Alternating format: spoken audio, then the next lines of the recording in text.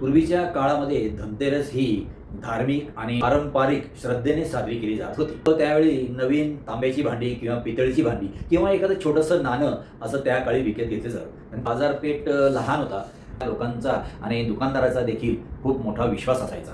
सोनं चांदी सारखी श्रीमंती असायची. त्या काळामध्ये बऱ्याच ठिकाणी लाईट नसायची. म्हणजे आजच्या काळामध्ये जे लाईट आहे त्यावेळेला मग मातीचे दिवे, चिमणी किंवा ती पंती अशी लावलेली ते दिवे असे पेटवलं त्याला चमकवलं जात होतं आणि त्याप्रमाणे ते अंगण सारवून वगैरे सगळं अशी दिवे वगैरे त्यावेळेला लावले जात होते. आजच्या काळामध्ये मोबाईलच्या दुनियामध्ये मॉल, शॉपिंग वगैरे हे जे सगळं आलेलं आहे आणि आजच्या तारखेला बऱ्याच ठिकाणी जो भपकेपणा दिसतो तो पूर्वीच्या काळी नव्हता. काय सेल वगैरे हे जे सगळं आहे हे आजच्या काळामध्ये दिसून येतं. म्हणजे पूर्वीचा आणि आजचा काळ बघितला तर खूप तुम्हाला फरक जाणून येईल. आणि मग पूर्वीच्या काळामध्ये कसं असायचं की एकत्र कुटुंब सगळे यायचे. घरातले मोठी मंडळी जी आहे ती पूजा वगैरे सगळे करायची. सगळे एकत्र येऊन छानपैकी अगदी धनतेरस म्हणजे मातीचा जो दिवा आहे तो आज खूपच कमी झालेला आहे.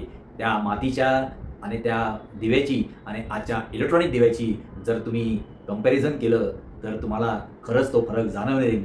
पण मनामधली जी धनतेरसची भावना आहे, जी महालक्ष्मीबद्दल किंवा ज्या धनतेरसबद्दलच्या ज्या भावना आहेत आज देखील त्या तशाच टिकून आहेत आणि हा आनंदाचा उत्सव धनतेरस आहे. तुम्हाला धनतेरसच्या खूप खूप शुभेच्छा.